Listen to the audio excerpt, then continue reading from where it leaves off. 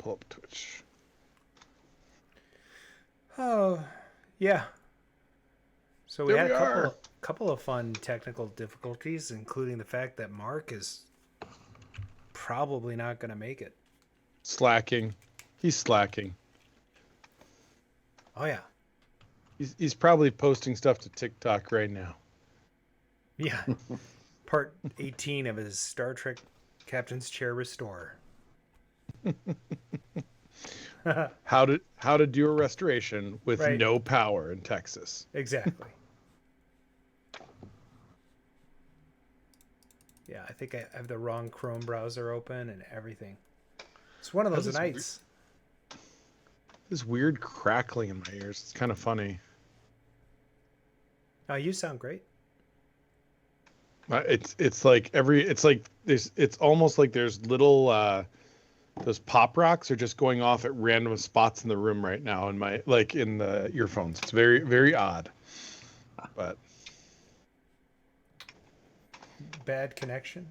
Why I don't know. It went away now.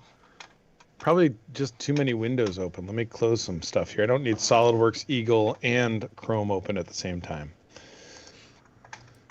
My typical. Oh, there we go. No, it came back. Tropic Thunder. I decided to get all dressed up tonight, not in scrubs. Yeah. Unique for me. I actually had khakis on the other day. I didn't even know I still had pants somewhere in my closet. I think we used this title last time. Mark titled the sheet Doc Mack the Knife. Hey Doc, how you doing, by the way? Doing well. That's good. Thanks for having me. Now, Mark, yeah, we'll do all that proper introduction stuff later on, But Cool. You're here, it's so good to see you again after a long time. This is our last season. We're in season 7. Season 7. Yeah. It might continue in some other way. We just don't know quite how. And I just love to say that because everyone gets mad when I do. They're like, you should not. This should not be the last season.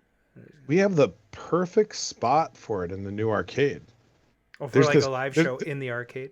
There's this glass room that we don't know what to do with. You could literally do like a broadcast. It would be amazing on the second floor balcony over the arcade. Yeah, well, we could DJ up there too. Yeah, no, we should. Oh, I hear Mark. Oh my gosh, he's here. What? Yeah, I'm running on gas, literally. Oh, you you hooked up a generator? Yes, which I had never opened. And so I learned how to, put oil in it and gas in it and start it and then leave it in the start position for too long and then blow air. Anyway, yeah, so here we are. Hi. We were just about to explain why you're not on the show. I'm on the show for 5 gallons at least, so. Oh, you'll be fine. And then all the power come on like simultaneously. And so all your other stuff work. That'll be great if that happens. So how many watts is your generator? 3,500. That's good. That can power a lot of stuff. Yeah. I used to have a 6,500 watt generator. But my wife and I are like, let's only hook up the internet. Yeah. That way it'll stretch as long as possible. And the fridge. No, the fridge is good. We're just not opening it. Okay. We're going to use the beer fridge. Nice. All right. You better start drinking. Get all that stuff consumed. All right. I'll see I'll grab a Coca-Cola. How are the Twitches looking? Who's keeping track of it? Because I just got here.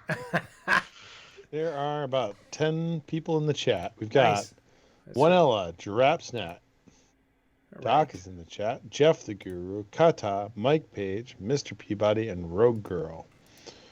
Myself and RcadeRadio. Beautiful. Mark's not in the chat. That's right. I don't count towards that 10. Yeah, that's good.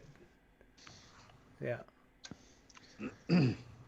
So I just just before getting on, I ran over. We moved Starcade down to Keg Case. Oh. And so I came from there where they're going, okay, guys, we've still got 60 machines back at Starcade and no room down here. Oh no. I thought you said the new location. Well, maybe we should talk about that when we do the news. I was gonna have you do that as a news item. Okay. Well, we could do that as a news item. It's a teaser. And since Doc is here, he's got to do his news item too. I don't have any gadgets because it's been a slow gadget. It's going to be all news all night. The whole night's going to be news. Gadget. News. I love it. And a special, what's the juke? Very special. Christopher Peabody says, "Who let Doc in?" Nice. You're already getting heckled, and you haven't even said more than one sentence. Nobody heckles the Doc. Come on. I mean, do you have? Right now, Doc is putting him on the blacklist. He'll try to go into Galloping Ghost, and he'll just I want to be rejected. on the blacklist. That sounds fun, actually.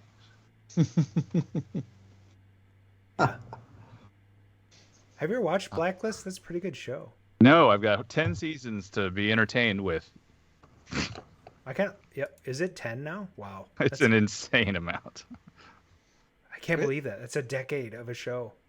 I lost it after the first 4 seasons. It kind of lulls, but it comes back. Does it? Oh yeah. Doc, what's your favorite TV show these days? Lately, I've just been watching the original Twilight Zone. Oh, so That's good. funny. I started watching that 2 weeks ago from the last episode. I'm gonna go from the last episode to the first. The Bewitching Pool? Yeah, that is the worst episode. It's really bad. Oh man, it's probably not the way you would want to end it. No. When I was watching it, I'm like, oh my god, this is the terrible end of the series. I've been watching. I bought the whole Time Tunnel season. It's like 30 episodes. Irwin Allen, just perfect. Just so cheesy. I love it. Mwah. Yeah, a lot of people like the one, Something on the Wing, William Shatner episode, Man on the Plane. I think his first episode is just as good, if not better. With the creepy thing in the diner that he keeps putting a penny into. Nick of Time. What's it called? Ticket of Time? In the Nick of Time. In the Nick of Time. Yeah, that is a great episode. My favorite episode is the one with the guy who plays Commodore Decker on Star Trek, the original series. And they're all trapped in this cylindrical room and they can't get out. And they're trying to figure out how they can get out. There's a clown, there's a ballerina, there's a ballerina, yeah. You know what I'm talking about, right? Trying to remember the name of it. I know the episode, but I can't remember the name of it. It's here, I'll look it up. It's at the Googles. I bet if I just put clown, major, Twilight Zone, that'll come right up. Something search of an exit, or 5 characters in search of an exit. Yeah, it's pretty on the mark for the name, for the title. 5 characters in search of an exit. That's a great episode. It is. Especially because when you first see it, it makes no sense. And I watched it probably in the 80s on my little Panasonic black and white television late at night one night. Because I used to watch Chuck Woolery, The Love Connection, and then Simon and Simon and Twilight Zone. Those were the shows that were on super late at night when I was in high school. So I just remember seeing that episode and being totally confused with what they were in and how are they going to get out, and then the end was just so good. So that show was phenomenal. Do do do do do. You should hit the button so I can make sure the generator's not on fire and grab a drinky. Hit the button. What's that? It's not even 7:30 yet. This is the pre-show banter. Oh, I don't know. I don't have any clocks on, so I'm like, I don't know. It's like 7:27. Plus, I got to get the show notes open. Okay, very nice. Count the chugging sounds of the generator. Right. That's your timer. It actually, when you put it on run, it's very nice. But when you leave it on start, it's like, oh man, is this going to blow up? You know? Does anybody have generator experience? I'm like, it's my first time. I can't imagine if you had like a data center kind of generator for Galloping Ghost, so you could just keep it going.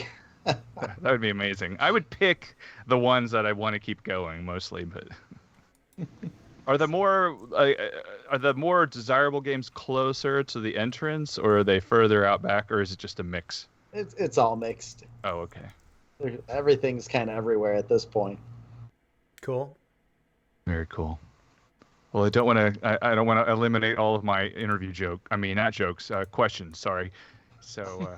Well, we're loose. We can just, we'll just riff off of the news. Everything will be based out of the news tonight, and then we can have Doc participate in the Back to the Cade. Yes. Yes. That'd be fun. Very fun. All right. All right, I'm gonna hit the button. Yeah. Uh-oh. Okay, here we go. Let's get this thing going. Live from KOYR Studios. This is Todd Rogers, the king of video games, and you're listening to Arcade Radio. What's new? Did you know that Chuck E. Cheese was born inside the car?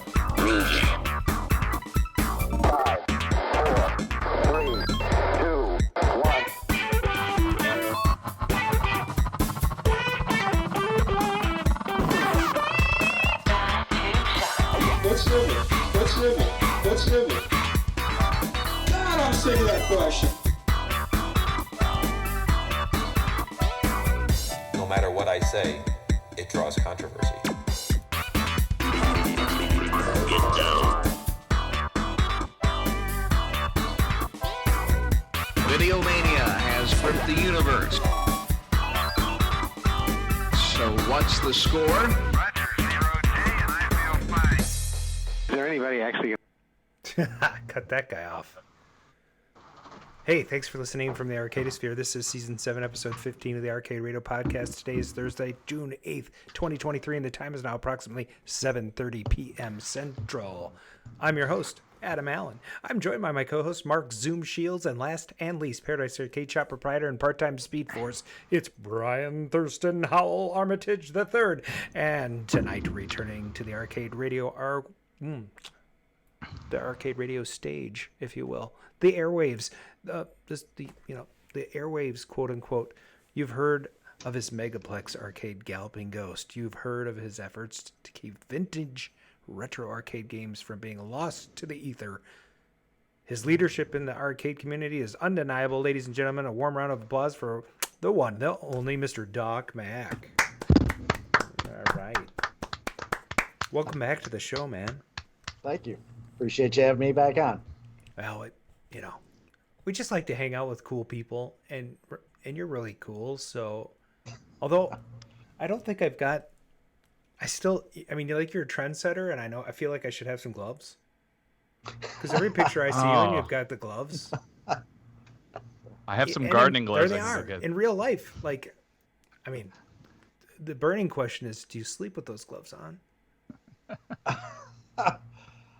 I've actually, nobody knows. Nobody knows. Right. Wrapped in an enigma. Yeah. Okay. Well, that really wasn't the question I was going to ask you. I just thought I'd throw it out there as sort of a, fun thing to say. Yes. Yeah. So, what have you guys been working on? Mark, you have some interesting things going on right now. I have, and let me pull up my notes to remind myself what's going on. Oh, so I got an Exidy Crash from Wisconsin, got it through Beltman. It arrived. It is beautiful, like brand new. I've never seen a game that looks like it came out of the box. So I'm really interested. We just had a storm, so I haven't unwrapped it yet. Plus, I'll make a TikTok out of that. But dude, It is gorgeous. I really like that game. Actually, either version of Head On or that one. I don't really know what the nuances are. Is it an exact clone or?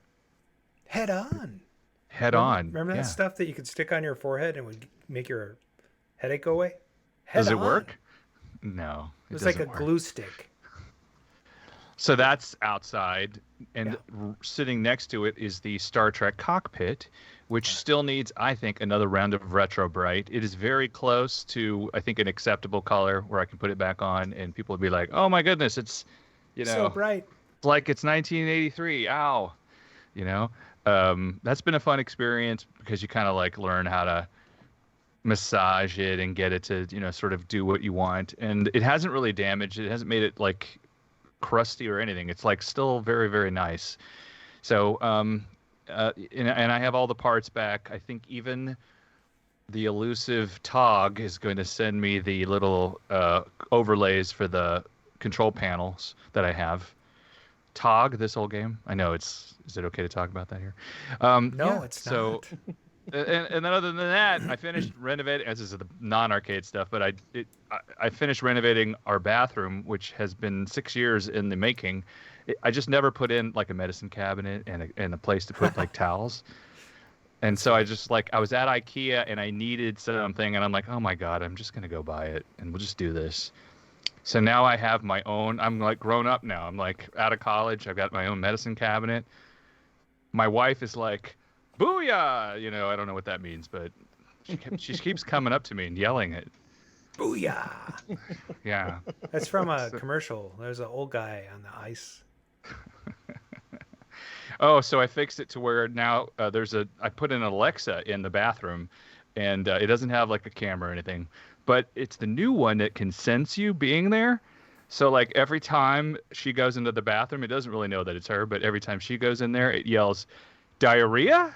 I don't know why I think that's funny. So it's kind of a throwback to The Last Starfighter, the little kid that goes, "Diarrhea." Remember that? It's such a good movie. How new is the device? It's the Echo Pop version 5, I think. So probably last year. It's like a circle, like a ball with a little LED kind of clock on it. I'd never seen it, so it's pretty neat. Yeah, it's the little ball. It's the Echo Dot. The Dot, but I mean, it's shaped like a ball now, I guess. It's graduated. Because there's a new one that's shaped like a half a ball. I didn't like that one. I saw that too. This one seemed cool. Plus, I was going to put it on top of the medicine cabinet that hasn't been there for 6 years, and it was going to yell diarrhea randomly. So excellent. Low key.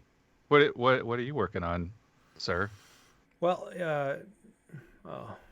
you don't have anything? No, I actually I hate to ask Doc because I read about it.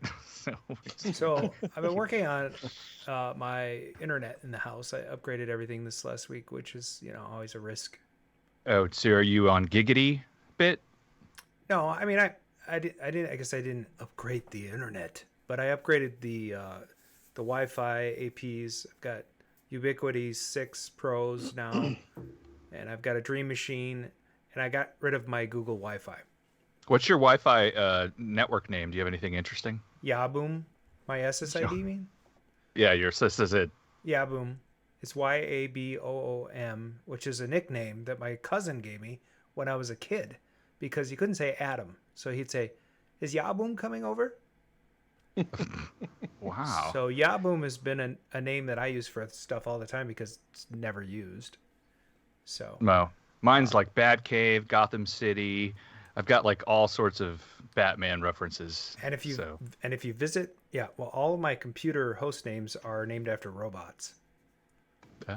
So like my Mac that I'm on right now is named Jinx. Oh, I picked boring names. Mine's called my PC is called the PC. This is called the Mac, and my phone's called the iPhone. That's bullshit. It just saves up so much time for thinking of other things. So so the name Jinx. Anybody in the chat know what movie that's from? Sabrina? Is that a? Nope. Oh no! It's a robot. The 3 girls that are witches. No, it's a robot. How many times do I have to say it's a robot? Are you sure? Yeah. Maybe the cat was a robot. I don't know. Space Camp. Oh God, I love Space Camp. I had Jinx a crush put on Max in space. What was her name? Yeah. Marty McFly's mom. Oh yeah. Leah Thompson, yes. Leah Thompson, yeah. And my other PC that's over here is named Tweaky. Of course, Buck Rogers reference. Buck Very Rogers, nice. yeah. And my router's name is Johnny 5. Okay. You can name your router. That's pretty neat. You can name any device that's on your network. Oh, I guess I just don't go in there. Unless I need to open a port up, then I'm like, oh, hello, how are you? I haven't touched you since I got you out of the box, sir. It was pretty harrowing to cut over from my one SS, to this one internet, right, setup to the next. So I have like 100 and some odd devices on my network. 112, I think, the last time I checked. Wow. That's because of all the home automation. The bulbs. Yeah. Yes, and the plugs. Bulbs and plugs and you name it. That is awesome. Joe Baruga said his PCs are named Mark, Adam, and Bryan. Blech. Prove it. They break all the time. They do. Yep. So I've been working on that and actually put a big hole in the wall. And I finally put in the Decora light switches that I wanted to in the hallway for the last 15 years. I finally fixed the wiring. My buddy Matt came over. We fixed the wiring because it was one of those situations where you turn on the three-way on one end. If you turn it on, it wouldn't turn off. You know how that is? You get like a weird situation. The Traveler's like being cut in by something else? It's also a California three-way. So it's wired differently. It's not a standard three-way switch. So the Traveler actually gets hooked up to the hot on the two three-way switches. Oh. And then the hots get hooked up to the... Yeah, it's effed up. Interesting. So then when you have a hot... Yeah, look it up. California three-way. Or Coast three-way, they call them sometimes. Or West Coast three-way. Somewhere in my house, somebody hooked two circuits up and they like meet in the middle. Yeah. And so I turned off the power on one side and it was cool. And then I went to the other side of the plug and it was hot, still active. And I love it. So, I love it. All the outlets in my basement are the tops are one circuit, the bottoms are another.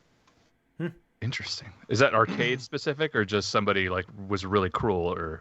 No, I actually put it in there because I ran to the room with all the arcade games. I ran 40 amps of power, so I wanted to be able to run top and bottom separately. So there's 20 amps on the top circuit, 20 amps on the bottom circuit.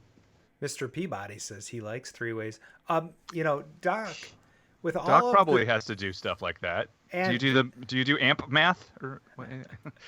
No, I leave that to the electrician that we have is. That's his whole thing. So. Nice. You let him do his thing. What's your biggest electrical problem you've had at Galloping Ghost? We had a Saturday where the power just went out, and we've got a lot of boxes that we've got to go check. It's like if the main tripped or whatever. Sure. This was on the main floor Saturday afternoon. So we had about probably 150 people in the arcade already, and go outside and literally the line is smoking. Oh no! And I'm on the phone with ComEd like instantly. I'm like, hey, our power's out here, and the other building was still fine. Like everything was still going. There's still stuff for people to go play. But ComEd is like, it's Saturday. I don't know what to tell you really. Probably somebody would be by on Monday. And I'm like, no. That's not gonna do. And they pulled up our account. They said that before they pulled up our account. And they're like, oh no, you need your power. Yeah. Somebody was there within 15 minutes. Line was hooked up back 15 minutes after that. So it was like, our electric bill is pretty horrendous every month, but it's good to know if anything ever happens, ComEd will take care of it quickly. And can I guess what your bill is? Can I make a guess? If I'm in within $10, will you tell me if I'm right? Sure. All right, I'm gonna guess. Let's see, so mine is like a couple $100 a month. And you've got how many square feet? I don't know. Let's just take a guess here. I don't know. All these are okay. I'm getting a guess. Like it's like $2,436. There is one of the 18 bills that are 2,400 about Oh, that. wow. Not the electrical bill. That's not, well, yeah, well, that's one of the electric bills. There's literally 18 bills that arrive from ComEd every month. Oh my God. Oh, because of all your buildings. Oh, that's right. Oh, wait. The arcade is, I think we've got 7. I think we're at 7 panels now. Oh God. Right. So they're all billed separately. That is crazy. That is not far from the largest one. So. Okay. Wow. We got to have a conversation about how many people you need to bring in to pay your electric bill, because that's crazy. The electric is not like the rent was always the largest, and then like electric and payroll. But it's just part of doing business. The good thing of the large electric bill is the heating bill isn't so bad, but the cooling bill in the summer sucks. Yeah. We've never turned the heat on. Yeah. And good. It's in the summer though, we've got even in the winter we've got the AC units running, and eventually they freeze over, they have to thaw, and then we fire them back up. So yeah. Wow. That was one of the funnier things we learned from running the arcade here is like, I mean, they are, they're 200-watt heaters. Yeah. Essentially what you're running. And I mean, you get 150 of those in a room, and like, bullshit. That's a lot of heat. Yeah. Yeah. Our shmups room is notorious for being warm. There's very little ventilation in it, and that's the newest expansion is finally fixing all that. But nice. It does. having so many machines does keep it all pretty warm year round. Bryan, what have you been working on? Oh, let's see. Moving an arcade. Yeah. I mean, there's a couple things. So I got in a Big Blue from Las Vegas that had a Pi boot in it, and I played around with it a little bit and actually converted it over to a netboot, like a web boot. So I can, on 3 of my Naomi systems now, I can actually get on my phone and set the game, and it's really cool. Like, you literally can pick any game you want. It basically fools the Naomi system into thinking that it's loading from a network, and the Pi is the network, and it just fires it up on the Naomi, which is a blast. So I've got Naomi 2s running in all those systems. I have 9 or 10 Naomi 2s that I started going around and grabbing every Pi 3B plus or newer I could find around the shop and wherever else, and converting them to these things. Dude, so we're having fun with that. I have a Naomi T. Can I throw money in your face and then just send my Naomi over there? Or So the trick with it is, like, it's not like what I did is I sent all of my NetDimms to I Repair Sega. Oh yes, I love that guy. And I asked him to upgrade them. Now the funny thing is if you get it working on the netboot system, on the basic one, the new netboot system allows you to actually load the new firmware onto your NetDimm. It's like they have really, these things are phenomenal. I'll show if you haven't checked it out, it's the software they have on this thing is really, really cool. They've got little previews of the games. You can load them up. You can update your software. They set up a Wi-Fi network from the Pi as well as a LAN network. You can network multiple ones together, so you can control all of them from one source. I haven't even dug into half of it yet. Oh my. But it's really, really well done. So we're moving those over to the arcade. So that was one thing I did. Then the other thing I did was, just for fun, we loaded 60 games onto a semi from Starcade, hauled them all down to Chicago. So second floor at the mall, down to the first floor, loaded them on semi, down to Chicago, took them from the first floor back to the second floor in Chicago, set up an arcade for 3 days, all the way down from the second floor back to the first floor, back up to Did you what staircase or a freight elevator? No passenger elevator. Oh my god. One game in, down, one game out. Oh, yeah. So, and then we unloaded the semi at Keg Case. So we moved all the games from Starcade to Chicago back to Keg Case. And then on the way back, though, from Chicago, I picked up my Orbiter. So I don't know if I told you guys this. I picked up that home use only Orbiter down there, which is gorgeous. It's beautiful. So I'm pretty excited about that. Pulled the board set from my Chasm. That's out getting repaired, and I have to work on the monitor for the G08. Hopefully have that up and going in the next 2-3 weeks, and that's about it. So, not much. Beauty. Hey Doc, what you been working on lately? And don't give away everything. Yeah, lately just been keeping up with the Monday mystery games. We've got T20 coming up, which are our big annual tournament. So trying to track down some new stuff for that. And yeah, that's. What are your last 3 Monday mystery games? Oh, roughly. I can't even remember last Monday. What did we have? I know we did V5 from Toplin. Okay. That was 2 weeks ago. Wow, I cannot remember the last Monday game. How about some memorable recent ones? There you go. V5 I really liked. We put up Snacks in Jackson not too long ago, and nice. a Chicken Shift. Those were pretty cool. So, nice. Did you know a guy for the art, or did you do it all yourself? They were all fully restored. Nice.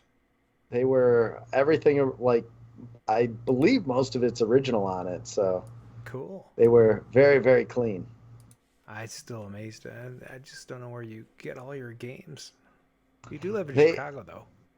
There was a time. Those we had to bring in from Oregon, maybe. I think it's. That's where I got my Dragon's Lair from. If those were those, you should take a picture of the control panel. If those are from who I think was selling them, those might be control panels I made. Oh yeah, nice. Oh, nice. But they should be about as close to the original as you can get.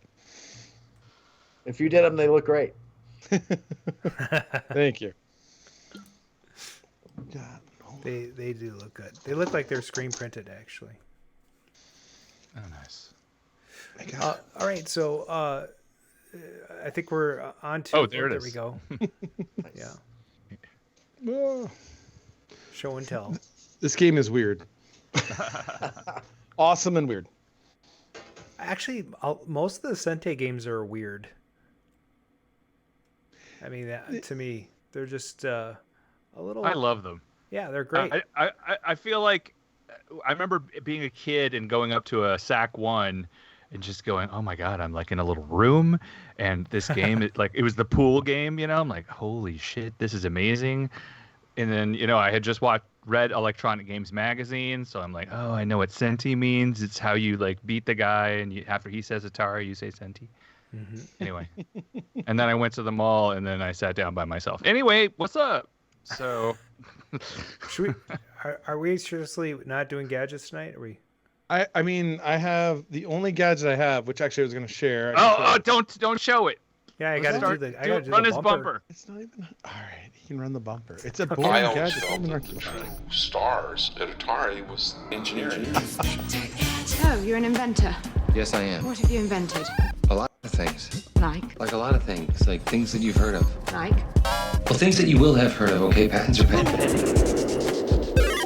Arcade Gadgets with Bryan the Clown. I could grab this. Okay, Welcome to the gadget segment. I could show 2 gadgets. Great. I got a good one. So for those of you who haven't seen it before, that's the new Impress. So this is what's called a Hitbox-style joystick. Runs PS3, PS4, PS5, but a lot of the competitive mostly guys. Just see glare. There you go. Let me see. A lot of the competitive fighters, actually, the guy that won Street Fighter V last year at EVO used this style of controller. The idea is buttons are more precise than the joystick for playing.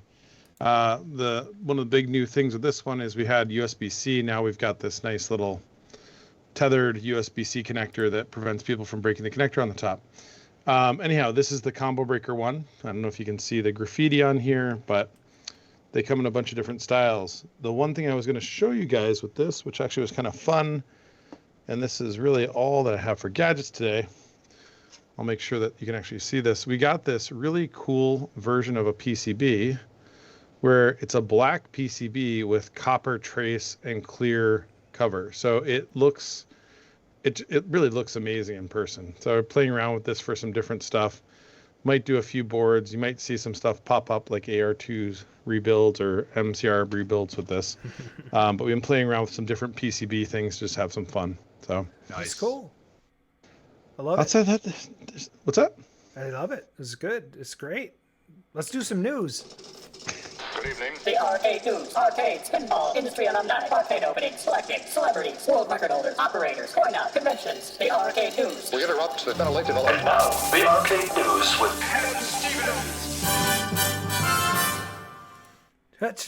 We have all kinds of good news, and we're going to have two news items by two guys that are on the show tonight. Not me. I'm your friendly neighborhood reporter, Mr. Last Name Here, and Doc Mack has the first news item. Would you like to share? You just bought it. You're gonna make him riff. You just bought a building. It's like a big building. Oh yeah. So we ended up, we were finally able to purchase our buildings, all 10 of them that we're in. That's crazy. So it's no way. What? Yeah. I didn't know it was the buildings you were in. Shut up. Wow. So you've been renting for a while. Going on 13 years. So we had when we started, when we were opening up, there was no town wanted any arcades. And the guy that I ended up renting the building from was somebody that I had rented our original studio from when we were making Dark Presence. And that was 2000 actually, no, the first building I rented from him was 1996. Wow. Nice. And got in touch with him, and his name was Steve Campbell. He basically, we called him up and said that thinking about opening up an arcade, we need a really big building. And he was like, meet me at this address, and that would become the first building of the arcade. We talked about this on the last show, but the area that you were in wasn't really developed much when you moved in. Is that right? Like Brookfield, there's some cool spots to it. Like, it's most notably known for the Brookfield Zoo. Sure. Bars like Brixie's that were here, and but yeah, there wasn't like a ton of things going on here. And the landlord initially had helped us with the town. Like, he had owned so much property within it, he was just kind of was like, he went to the town for us and said that an arcade, if we thought an arcade could work, he did too, and they gave us a shot and let us open up, because so many towns were at that time were like, absolutely not, we don't want an arcade in our town. Right. And I mean, it's funny how, like, we had Roger Sharp on the show not long ago, and we were talking about, like, we didn't have to talk too much about what he did to help the industry. But what we did talk a little bit about was, how it wasn't just New York that was banning pinball. And the same thing goes for arcades. There's like a stigma that was left over from, bad business in the 80s. For sure. And so, like, you come in and you're going to do an arcade, and it's not just about the arcade not actually producing any business, but what else are you bringing in? You know, that was the big concern. They were worrying that it was going to you're going to have kids loitering around and missing school and gangs and mafia activity, and that was kind of because so few arcades were opening up. It was the big concern everywhere. Yeah. And this is 2010, so shortly after we opened up, other towns approached us and were like, "Oh, you're running a successful business. It doesn't seem like there's any police having to come out." And it seems like it's drawing people to the town. Yes. They saw that there was a lot of economic development going on from having an arcade in the town. And within 8 months, it was places were asking us to move to different towns that had turned us down before. Sure. And it was kind of one of the big things. Like within the first year, we were trying to help other arcades open, and we were able to go to several. There were several towns that we went to and spoke on behalf of the new arcade owners. One including Super Arcade out in California. We went to a city council meeting for them because they were just having all these problems and didn't know the benefits of having an arcade in their town. And we did it for Pixel Blast and several other arcades. And literally when you show that it's not just about opening up a business, but it really does help the town. Like it brings people in. Like now we're seeing 80,000 people through the door a year, and it's not local traffic. It's people traveling in from. For us, this last week we had 2 different groups of people in from Australia, just all over the U.S. So it's just a constant draw for it. So yeah, and I think that was part of my assertion also, is that now that you have like the whole block and a Kmart somewhere, that all these other businesses probably love being around there, right? Yeah, it's depending. Like a lot of there's a motel down the street, all the restaurants. There's a lot of places that really benefit from it. So yeah, it's easy to push people to other businesses in town. And I think that 7 years ago when we started the show, all these barcades there was a surge in the number of barcades that were opening up and arcades across the U.S. And you were just helping, but I think you were a first or second season guest. I can't remember, but you've been on a few times, and we were talking about how you were helping all these other arcades get started, which is great. And we talked about business model and whether you charge for food and all that sort of thing, and somehow you do it without doing all that, which is great. And I think that's what Starcade's doing too. But my point is it seemed like when we started the show, there was a new arcade opening up every week somewhere in the U.S. Just like you bring in a new game, it's like 365 new arcades across the U.S. every year. I mean, it's probably not far off.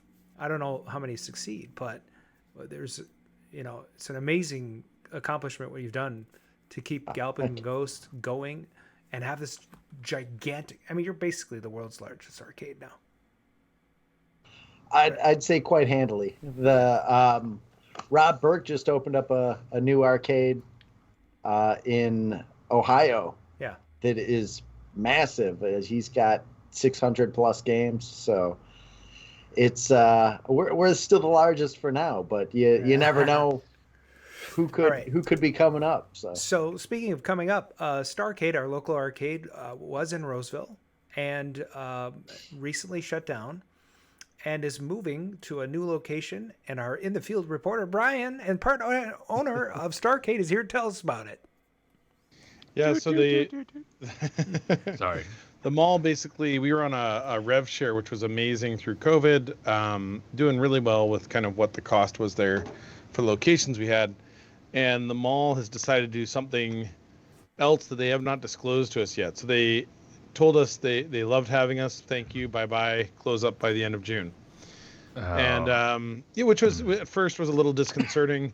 They then went to Chipotle and said, hey, you guys can keep your space, but we want a 20-year lease. And we're like, well, they didn't even ask us that. Good, because we wouldn't have done anything. So anyways, after a lot of searching, we have settled in on Keg Case, which is the old Schmidt Brewery down in St. Paul on West 7th. Historic location, beautiful building. Look it up. There's all kinds of stuff going on there. So one of the neat things about the space is we took over. There was the buildings had a lot of trouble since COVID with really drawing crowds. In the summer, they do really well with events, but in the winter, there's not a lot of people going there. And so the current owner, there's a lot of financial things going on there that I won't get into on the show, but the current owner was having trouble drawing crowds in the winter. And so the reception from the other businesses that are there right now to us has been excellent. They're really excited about the draw. Starcade was pulling in about 4,000 to 5,000 people a month. So they're all seeing that as a huge boon to their businesses. So it's kind of an indoor market, for lack of a better term. And there's currently a grilled cheese restaurant, a cookie dough place, a brewery, Jamaican restaurant. There's a barbecue going in. Was the owner Kanye West? Is that why you don't want to say it? No, no, it's not. Okay, fine. There's actually, I mean, so if you look up Keg Case, I just flat out say, I can tell you guys. So they are going through foreclosure proceedings. There's a lot of stuff going on, a lot of drama. We'll see where everything lands. I cannot get into a lot of details. I know a lot of stuff. Right. It is going on, but it looks very hopeful that this will be a very good move for Starcade. And then the long term, the other thing that was interesting is we took over the end of the building that used to be one of the high-end restaurants. So there's some really cool features in the room, including this very expensive chandelier that I think looks kind of like flowers hanging down and some fantasy whatever. So I want to build a Mario Mushroom World thing across the balcony. And it's actually 2 stories now. So you've got a balcony up above an open space. There's this giant wooden crossbeam section that looks like the top platform of Donkey Kong. I mean, there's all these things to play with, big projection screens. It's if you haven't had a chance to check it out, come by and see it. It's really cool. Jabba Ruga asked about operator permits for every game. We don't need them because we are doing a free play entry. So you pay to get into the arcade, and then that's it. All the games are on free play. Nice. So it's a slightly different model. If you are doing coin drop, you have to actually do some different things as far as operator purchase and stuff. So, or operator permits. But we should. So the grand opening is going to be June 16th. So close. Yeah, if you're in the area, come by and check it out. We are constantly moving games in and out of there. Our electrician has been there mapping the whole thing out. I go in and everybody says, we can get away with this many games on a circuit. And I'm like, no. I have to fix them when you blow them up. So, no. Generally, we try to keep it about 7 games per circuit. Is where we max out, and then that allows for the we plugged an extra 2 or 3 into the circuit because people move stuff around all the time. Yeah, because arcade games are roughly 1.5 amps per, unless it's like Star Wars or vector games pull a little more, and then pinball machines are around 5-6 amps, right? So 3 to 4 on the pins that we find. The drivers are also up there too when you get the motors running. Yeah. So you get the force feedback motors running. Those really suck a lot of power. Or if they're primal range, they seem to suck a lot of power if it's primal range. Yeah. But we're really excited. We will have, so with Clutch Brewer in there, the other really fun add-on, we don't know what we're going to do with it. So if you guys have suggestions, we're ready for it. We have a patio. Cool. Yeah. Now, Doc, you're very familiar with the the cover charge model, right? You sort of invented that, or not, or you adopted it early on, you know? Yeah, I had never heard of a place doing it beforehand, and literally every place anyone we told about it was like, that'll never work. You're absolutely crazy for trying it. Mm-hmm. And here you are. And actually, the funny thing is, it seems like the number of guitars on your wall have increased. So. Yes, I noted that before the show. Yes, but yeah, it's pretty funny. I was reading one of the shares on Facebook. Somebody about how Galloping Ghost had purchased the buildings, and somebody said, "Somebody tell me again how arcades aren't." Yeah. A thing, it's very interesting to me, like how this is so much a thing across the U.S. And so congratulations to both of you, Starcade, and finding a new home, and to Galloping Ghost for finally not having to pay the man. You are the man now. You are the sort man. of. Well, you're not paying yourself, so I guess you're not really. Now, dog. I will add one more quick thing. Starcade did evolve from, so all the arcade games are still free play. We are adding on 20 to 30 coin drop pinball machines outside of the paywall.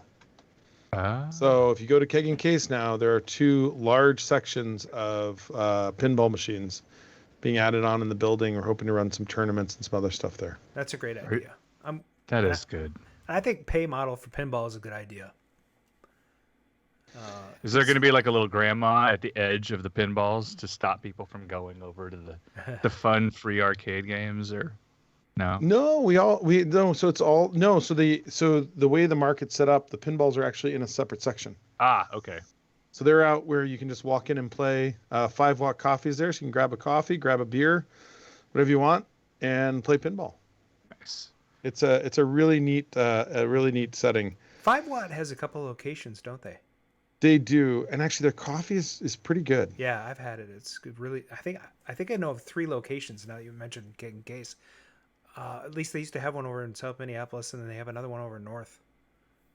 But it's great coffee. It is really good. It's actually like, I got to figure out how to get to know the managers there, so I have to pay for it less because it costs too much. I did a Facebook for me to marketplace. buy all the time. I did a Facebook marketplace transaction. That's how I found out about 5-watt. At 5-watt, yeah. I picked up a 9-inch black and white Panasonic television, red with white trim. Beautiful little TV. And then I gave it to my buddy Matt because I have too many TVs. Yeah, I almost gave away my Apple II TV. Where is it? Is it right here? Yeah. I was going to give this away, but then I'm like, nah, I got to keep this guy. Yeah. No, because it needs to be retro-brighted, I think. Yeah. Oh, well, don't retro-bright it too much because it's not supposed to be white. Oh, man. They're beige. They were beige in the first place. Oh, then maybe not. Yeah. Like, I've seen so many people retro-bright. I'm going to retro-bright this. And I'll retro-bright the computer space or something. Maybe. It's going to be white when you're done. No. Oh yeah, like in that. Yeah. Didn't they make a white one? I don't know. I think it's a prototype. Yeah. Okay, so we've done the news. Yes. There is one other bit of news. All right. And Ted calls every time we're on Arcade Radio. It's pretty funny. Dang it, yeah, come on, Ted. We should have him on the show again. Another arcade is opening in Jewel, Iowa. Jewel, Iowa? Yeah. So the Arcade Supernova guys are opening a thing there, which is kind of interesting. And it just kind of an interesting place to do it, kind of in between here and Des Moines.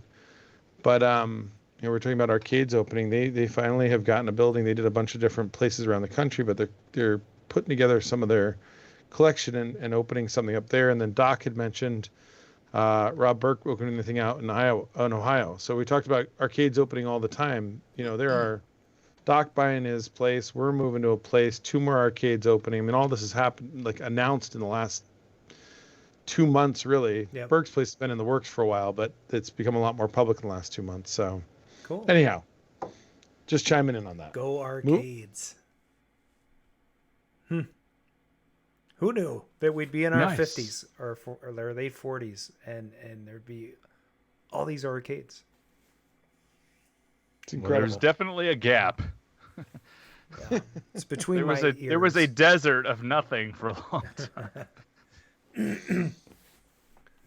Yeah. By the way, I have some homework for you guys. If you've never listened to it, listen to the podcast Smartless, not Smartlist, Smartless.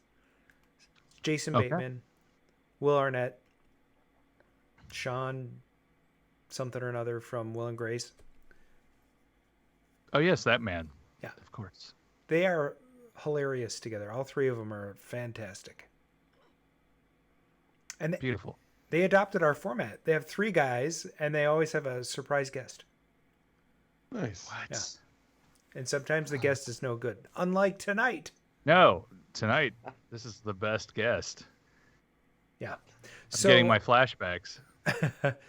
So, keeping things out of order, I think we should move on to the next segment, which we love, right? Here it comes. Back in '82, I used to be able to throw a pigskin a quarter mile. Back to the Cade with Time Runner. Why are things so heavy in the future? Is there a problem with the Earth's gravitational pull? Hello and welcome to Back to the Cade, where we do 2 things. The first thing is we talk about something that has to do with Back to the Future. And so I have a story from NewYorkPost.com. Of course, the pantheon of the precipice of news, basically the New York Post. They seem to think rising British pop star Papa Isidiou, who earned an Emmy nomination for "I May Destroy You." By the way, has anybody watched that? Because I don't know what the heck. I don't know any of this. I don't know what it is. Anyway, he takes a time-traveling route in the Lazarus Project on the TNT network. Have you heard of this? I have not. Let me tell you. Isidiou, he plays George. I don't think George McFly, but George, who wakes up one morning to find that he is seemingly repeating a day that happened 6 months ago, yet nobody else seems to notice.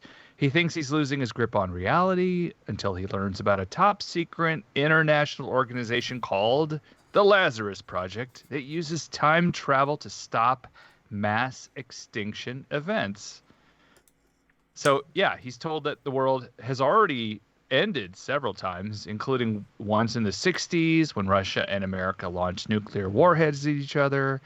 I wonder if it happened again in the 80s because of a Century 21 person's son. Anyway, the Lazarus Project was able to undo that. So, yeah. And Isidiou says Back to the Future, of course, is a classic. I think this show, The Lazarus Project, pulls on strands of that and tries to create something that feels unique.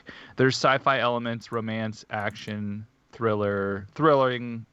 I don't think he meant to say thriller, comedy. So I'm gonna check it out, The Lazarus Project, at least one episode, and then I'll just throw popcorn on the TV and then not watch it again. But what? Okay, I'm just curious. Yes, sir. It's not like it's a Groundhog Day ripoff because. All right. Go ahead. Yes, go ahead. No, I was just. Was this a new show or an old show? So it actually aired on the BBC last year, and it has been brought over to the States here on TNT. So it is a project. I'm sure they were like, should we do it again? Like, make just Americans do it, and they're like, nah, let's just bring it over. But yeah, the Lazarus Project. So that's kind of fun. I'm interested in checking that out. So that's the end of our Back to the Future news. Check that out. And then that lets us that lets us segue into the other half of the segment where we ask. Hello and welcome to What's in the Juke.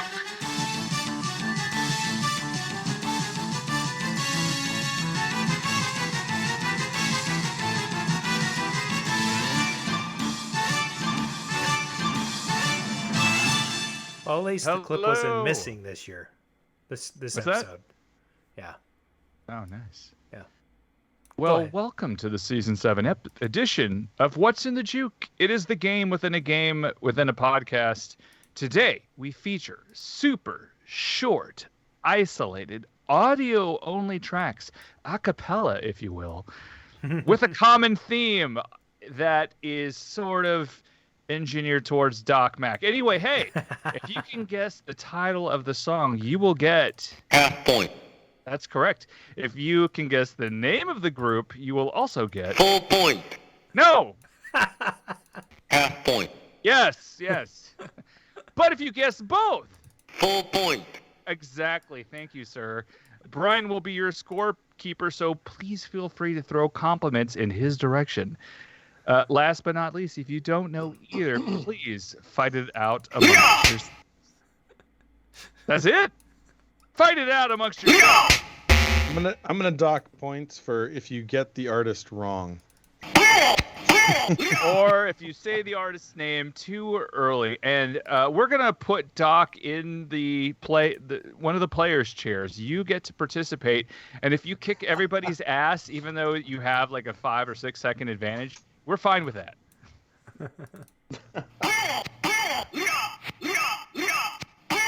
Okay. Now that the fighting is over, let us begin. Okay. Okay, here comes your first track. I can hear it calling me the way it used to do. Anybody? Do you know the title of the song? I know the title of the song. Yes, go for it. And I know the. No, I want to see who knows this. Okay. All right, sounds good. Let's see. And we should have Doc be a guest scorekeeper. Yeah. Oh, look, there we go. Mr. Peabody. Nice. Babe, I'm going to leave.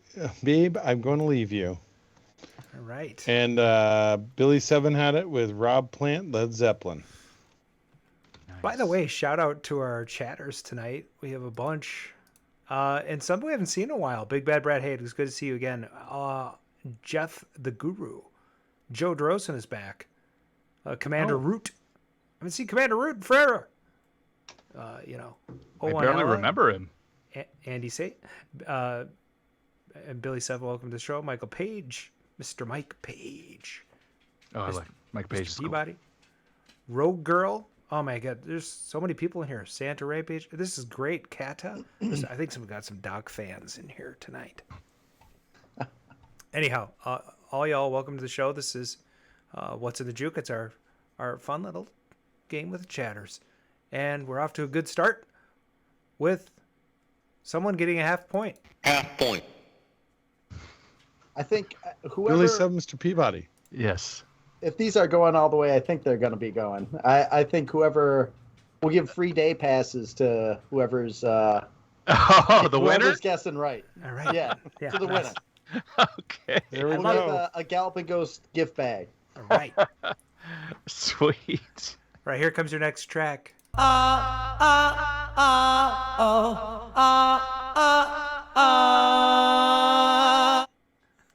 love that song. I love the isolated audio.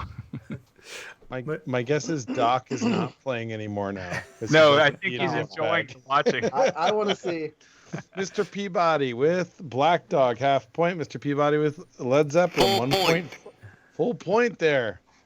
Nice work. Yeah, I love Menudo. They're so good. Okay. Who? What? Here we go. Here we go. Next track. I sure do wish I was at home. Me too. Wait a minute. I thought it was Milli Vanilli. No. Stevie Wonder. Yeah, Guns N' Roses, not correct. No, negative. You're kicked out of the chat. I can't decide if we're going to take Billy Seven. No, so I think Billy Seven's getting Heartbreaker, and I think I got to give Joe Drosen Led Zeppelin. Okay. Oh. What's that? Mark, were you going to say something? I think somebody's figured it out. I'm letting Bryan. Bryan's a scorekeeper. I'm just hanging out. Oh, yeah. All right, here comes your next track. Wait, what track are we on? Number 4. Okay. 5. We're on 4 or 5? 5. And you saw somebody get the title of the song, right? Well, yeah. Well, I did. Oh, sorry. I said that. Oh, wait. I goofed that up. Yeah, I think we're on 4. We're on. So you know what? Mr. Peabody got Good Times, Bad Times. Yes. Good. And Joe Drosen got Led Zeppelin. All right, cool. So we're on track number 4. We are. Okay, here comes track number 4. One thing I do have on my mind, if you could clarify, please do. I think I've heard this band before. I'm not really sure. Joe Drosen. Zed Leplin? Lipple?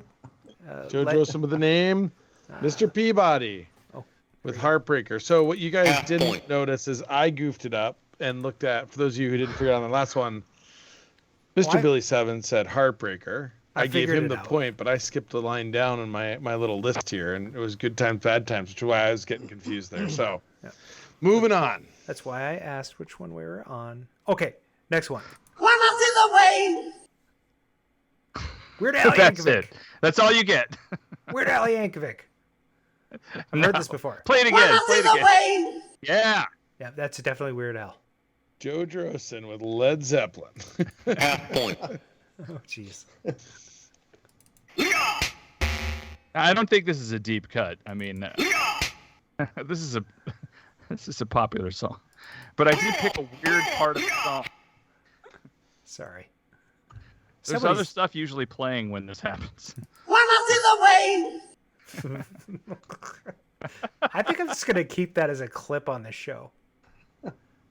It's just awesome. One up in the way. All right. We're gonna have to give this one to Doc, maybe. I don't know. No, somebody will get it. It's a great track. That's a short clip from that track. Yeah, I apologize. I did make some of these hard, so that's what she said. Yes. Sorry. I did that at work the other day. I said that's what she said during a scrum. Damn it. No. Oh my God. Somebody said they had to push something in really hard. And I'm like, I can't not say this. If you didn't say that in the operating room, we'd think you were weird. Oh, well, at least you're physically. Everything with me is virtual, but with you, physical. So. Yeah, well, it's pretty funny. All right, let's get back to the game. We're there. We're waiting. Nobody gets it. Nobody's gotten it. This is the timer. That's a. Oh. That was Kashmir by Zed Leplin. And nobody gets anything for that. So we're halfway through. Current scores are Joe Drosen 1.5, Mr. Peabody 2.5, and Mr. Billy 7 in last place here, but on the scoreboard with a half point. All right. Here comes our next track. But Gollum, the evil one, crept up and slipped away with her, yeah. It's so interesting to hear the isolated audio tracks from these Joe artists. Drosen with Led Zeppelin. That wasn't Greta Von Fleet? All right. And Mr. Peabody with Ramble On. Nice. Half point. All right. Next track. If there's a bustle in your hedgerow, don't be alone there. It's just a sprinkling or make we. Joe Drosen with Led Zeppelin. Damn it, Joe Drosen. I think you figured it out.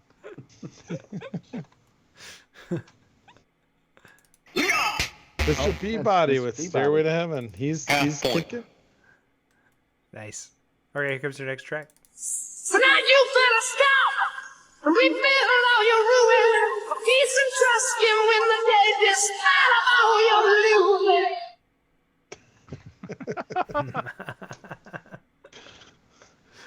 Joe Drosen. Joe Drosen with Led Zeppelin. Half point. Mr. Peabody with I'm a Grant song.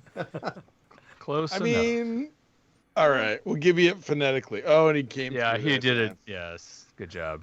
I did like the I'm a Grant song. That kind of was the Weird Al Yankovic version. Full point.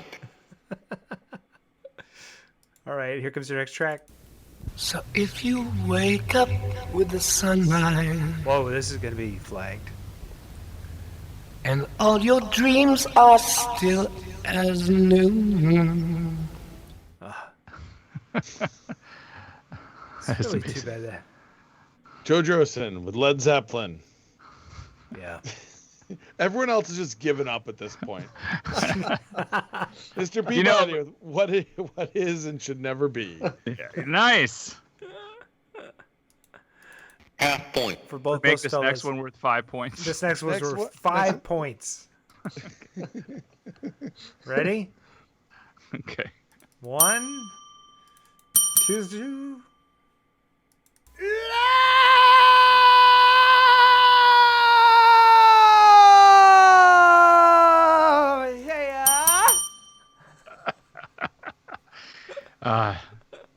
Joe Drosten with Led Zeppelin. We didn't tell you that this one, the song is worth 5 points. Half point. Mr. Peabody. Full point. With Latte Love. Again, the Weird Al Yankovic version. Whole Latte Love. So, a final score with normal scoring is going to be Mr. Peabody with 5 points, taking first place. Joe Drosten in second place with 4 points. And Mr. Billy Seven checked out after his first triumphant attempt and half point. No one else is on the board. All right. Thanks for playing, everybody. And welcome back. Wait, I don't know what's... Oh, I think they all deserve a round of applause for that.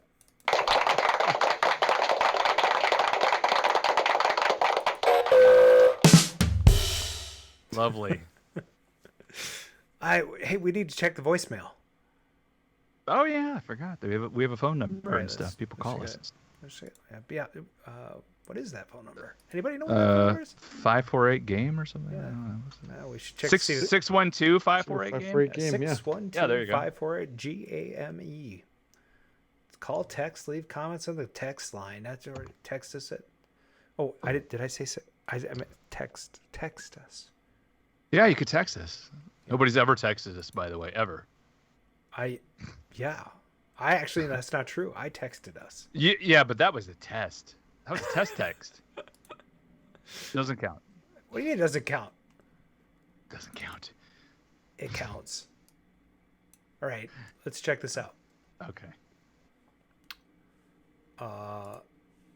Voicemail. Yeah. There's one in the hopper. Here we go.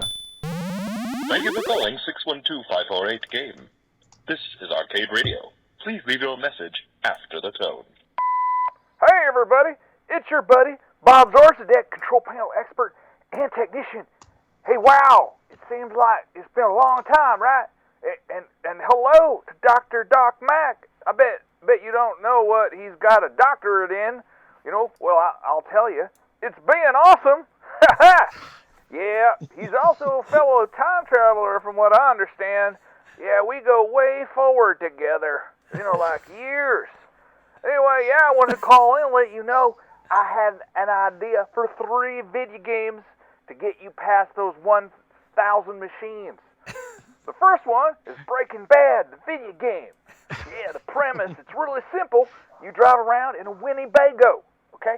I actually never watched Breaking Bad myself, but I know there was a Winnebago in it. And, maybe you can yell Shazam every once in a while, and fly around and then, land and then go back inside the Winnebago. Okay, that's game 1, all right? Now here's game 2. Now keep your mind open here. Laverne and Shirley, the video game. Yeah. Look, in this one, you work at a brewery, and you're doing QA. Okay, of course, everybody knows that, that stands for quality. Yeah. So the premise is that you get to find all the messed up bottles, and then when you don't like one, you get to put a glove on it. That's about the only thing I remember from Laverne and Shirley, so, hold tight until I figure out, what happens in level 2, okay? And then, my last suggestion for a Galloping Ghost video game, Soldering Station 101. Yeah. Okay, so you put your hand inside the machine, and you kind of feel around in there, and there's like a virtual soldering iron and virtual solder and a blank PCB. It's awesome, man. On screen, you can see almost everything, what's going on, and the best part is, once you're done, I come by that machine, pick up those PCBs, and sell them on the eBay. It's going to be a hit. Okay, you guys. You guys have a great show, as you always do. I'm going to hang up and listen in now, all right? You have a great one, Doc. You're the chosen one after all, you know. So see you guys next week, all right? There's a deck out. Oh, my God. That was a good one. That was a good one. No dial tone. No dial tone. That's weird. We'll add it in post. Hey, you know what? We got a text message. How do we do these? What? We got a text? Yeah. Can I have it read the text message? That'd be hilarious. I've never had to deal with it. I wanted to read the text message. Okay. How do we have it read it to us? You maybe highlight it, and then maybe there's an option. I don't really know how to. I'm highlighting it. Oh, wait. Here we go. Copy text. No, that's not it. I'm going to have to read this out loud. That's fine. Isn't there like an Apple speech thing? Don't look at me. I'm not. I thought you were a Mac guy. Aren't you a Mac guy? I am a Mac guy. I may buy the new M2 VR glasses that they're going to make. I know people are like, oh, that's too expensive. I'm like, wah. I'm going to buy them anyway. Why? All right, here it is. Hey there, Arcade Radio. We've got breaking news. The secret to the unlimited gaming skills have been discovered, and it all starts with a text message. Emoji That sounds phone. like spam. And it is introducing the Game Genie Texting Edition. Just text your number and enter a special code to unlock incredible powers in your favorite arcade games. Want infinite lives? No problem. How about invincibility? Consider it done. This reeks of what ChatGPT. Like somebody put, ChatGPT, write a text message to Arcade Radio, include the words Game Genie. Right? Has anybody done that? It's pretty fun. Anyway, we got a text message. I could put it in the. And it says hashtag texting heroes. Somebody's just having fun. It seems like I'm not into that. Yeah. What did Mr. Peabody text? It looks like some kind of amoeba. Do you see that? Yeah. It's like the fist going up, right? New record. Oh, is it? Okay. Twitch global emote. Oh. All right. Do we have a bumper for the interview? That we can play. Are you trying to move the show forward? What's going on? I mean, I'm just reading the show notes. You're just like bored as hell right now? No, I'm reading the show notes. And thinking, yeah, we do. We have an interview. We do. Here we go. Let's go. I don't know how much gas is left.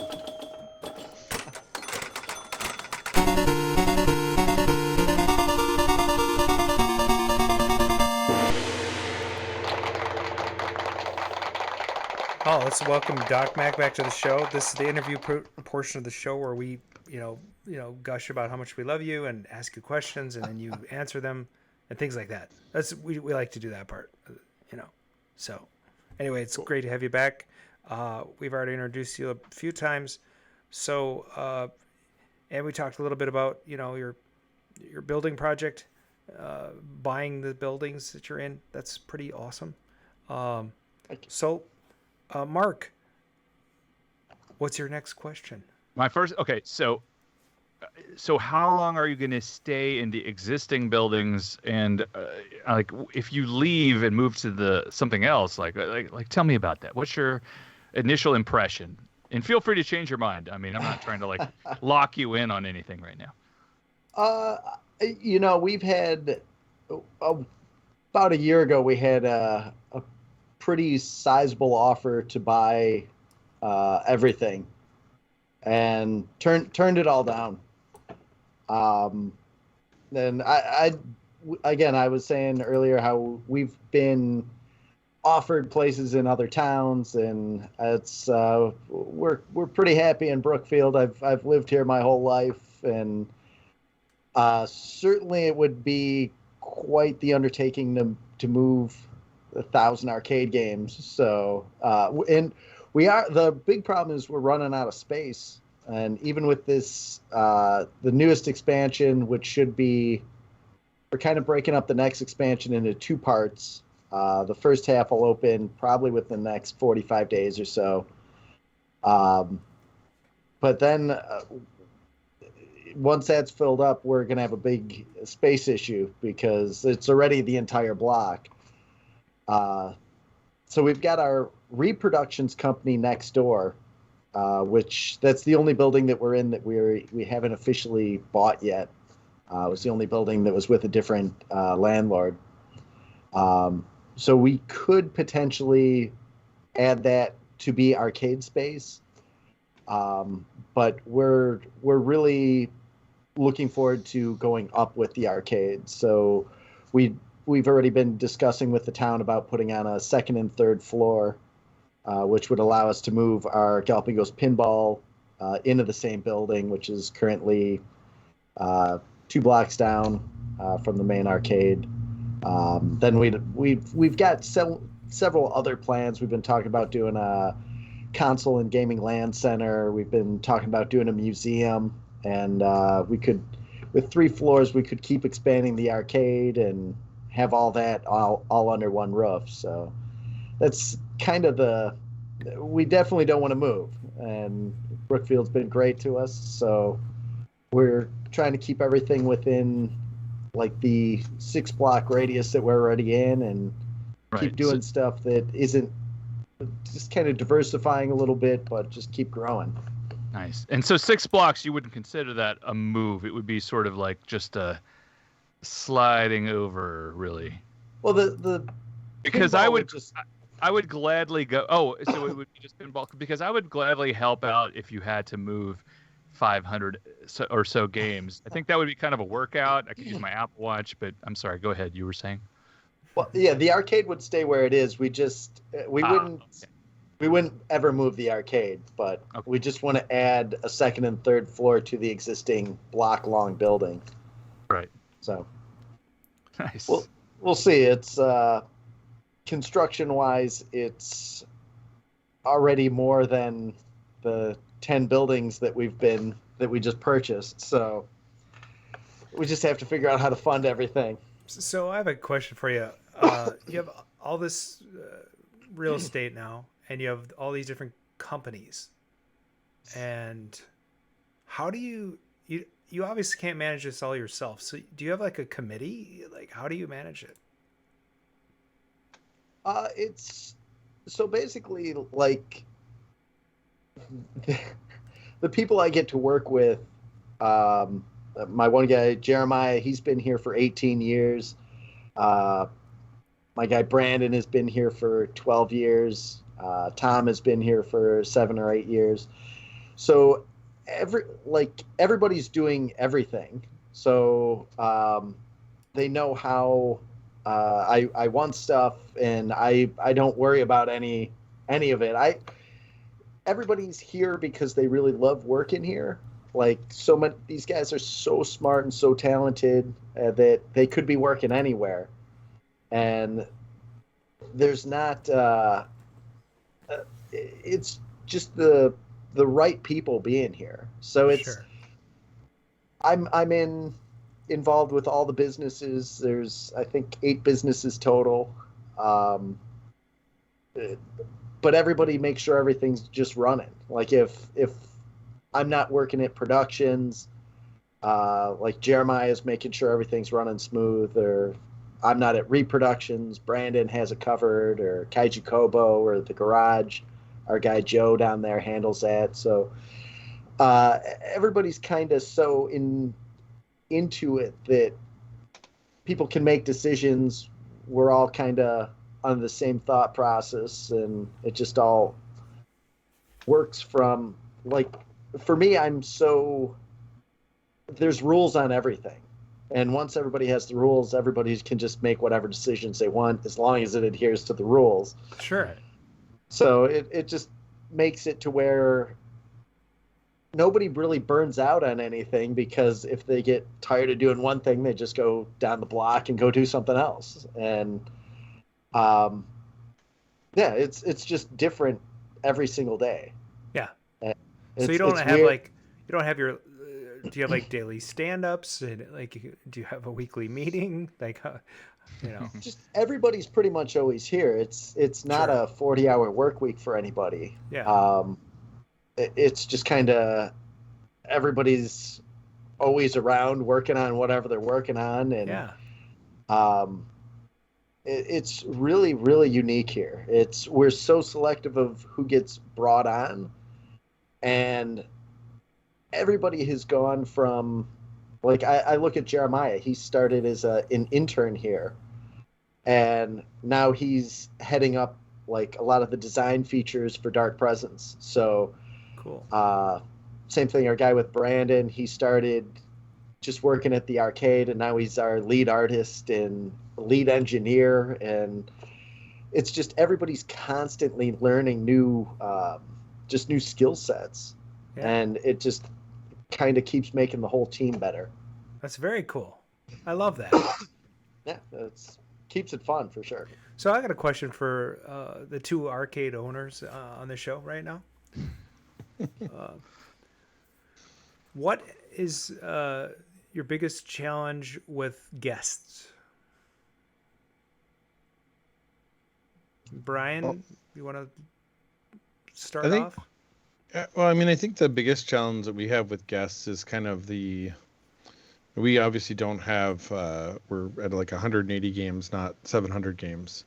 And so you get a lot of guests coming in and kind of, not a lot, but the biggest challenge is getting guests who come in and think they kind of know what you need to do and how you need to do it and what games need to be there. And so you get these suggestions that are like, well, you've really missed the boat by not having blah. And you're like, yeah, I mean, that's great. We had it. We took it out because no one played it. Mappy. Oh yeah. And you get like, it's that kind of like, and usually we deal with it very politely and, thank you for this, but we get those write-ups online every now and then where somebody comes in and leaves you this like 2-page write-up of exactly all the stuff you need to do. And you're like, awesome, neat. Glad Google does this for us. So that's I think the biggest challenge that we have. Do either of you ever get you should have beer or food?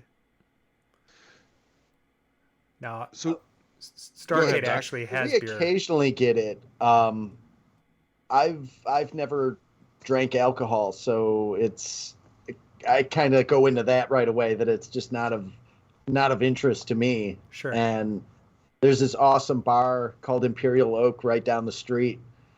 So rather than kind of homogenize what we're doing and start serving alcohol, just go down there they do it right. I'm not going to do it right. Like you don't want me bartending because.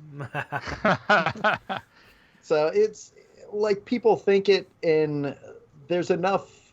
As soon as you start saying how like, yeah, there's prototypes here and we're open, like on Friday, Saturday, we're here till 2 a.m. We want to have the kids here until then, just like I was at arcades until they closed. We don't have to kick anybody out.